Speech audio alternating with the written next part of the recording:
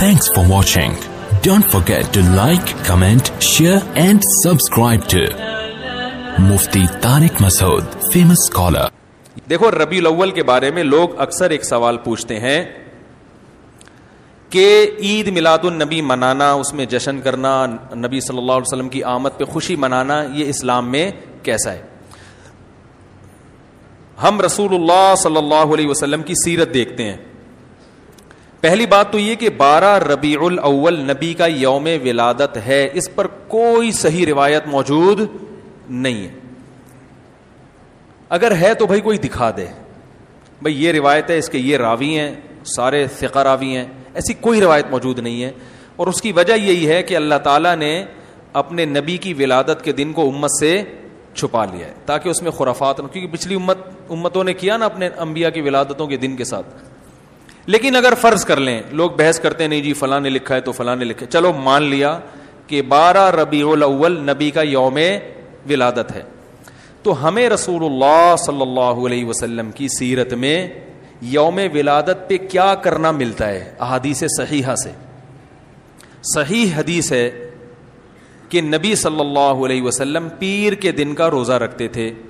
صحابہ نے پوچھا کیوں؟ آپ نے فرمایا یہ میرا یوم ولادت, پیر کو آپ پیدا ہوئے.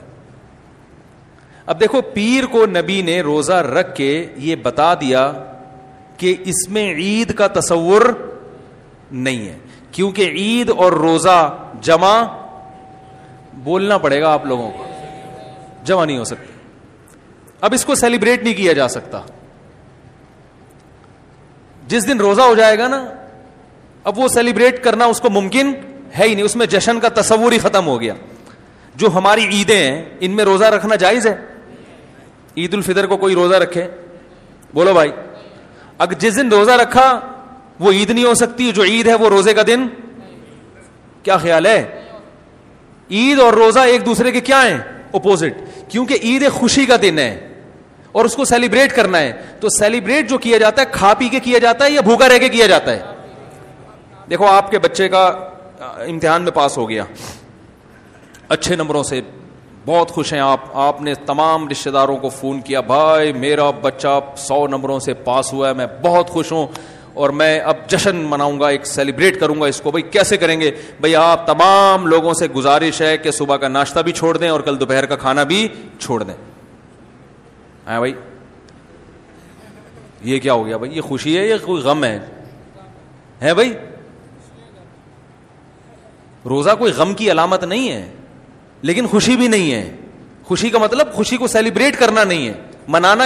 خوش ہونا ایک الگ چیز ہے, خوشی منانا.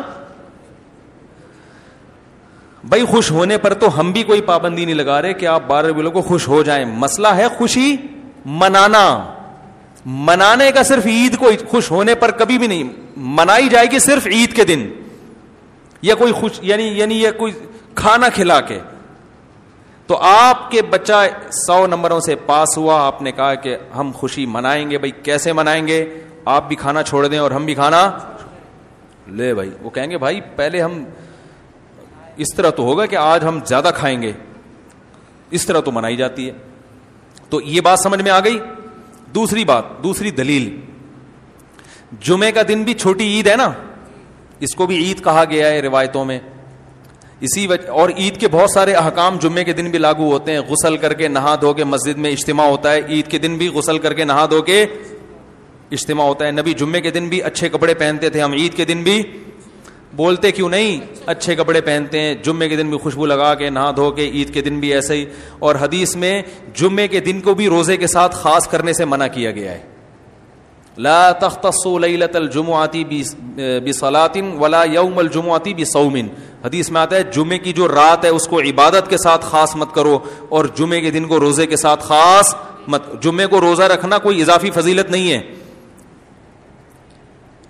ویسے جائز ہے روزہ رکھنا کہ آپ کی چھٹی جمعے کو ہوتی ہے اس لیے رکھ لیا, تو ایک الگ بات ہے. لیکن اس کو خاص فضیلت دے کے رکھنا, تو یہ مکمل عید تو نہیں ہے. اس میں عید کا لک بہرحال بولو بھائی ہے, خطبہ بھی ہے, جیسے عیدین میں خطبہ بھی ہوتا ہے, 2 رکعتیں ہیں عیدین میں بھی 2 رکعت, تو لک ہے اس میں.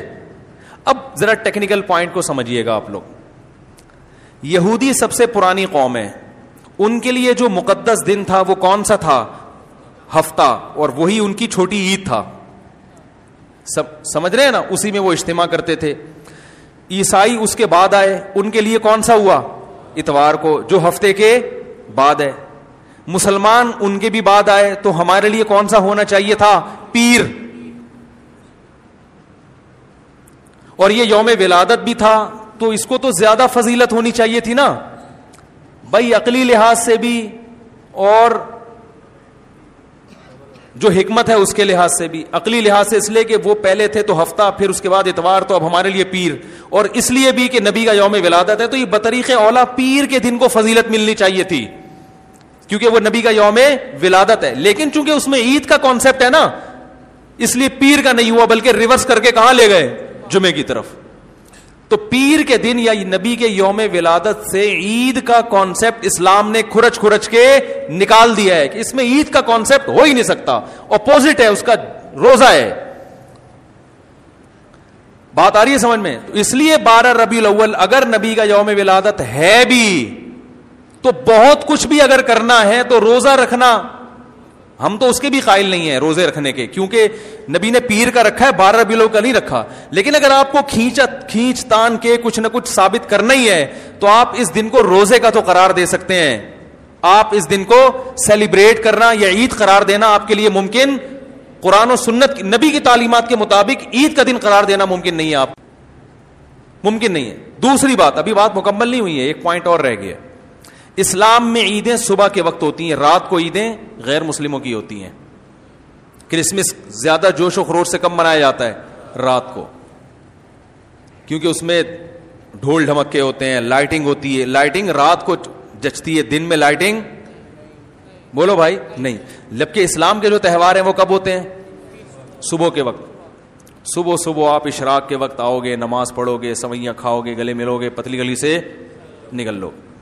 عید الاضحیٰ میں بھی صبح آؤ گے، نماز پڑھو گے، قربانی کرو گے، گوشت کھاؤ گے، ٹھیک ہے نا. یہ سب کام تبھی فقہاء نے لکھا ہے کہ مغرب کی نماز کے بعد جانور کو قربان کرنا مکروہ ہے، جائز ہے مگر مکروہ، کیونکہ شاعر اسلام میں سے دن میں ہوگا. یہ رات کو شریعت نے اس لیے نہیں رکھا کہ رات کا وقت نا گناہوں کی طرف لے جاتا ہے. جب خوشی منائی جاتی ہے تو رات کو انسان ٹریک سے ہٹنے کا خطرہ زیادہ ہوتا ہے.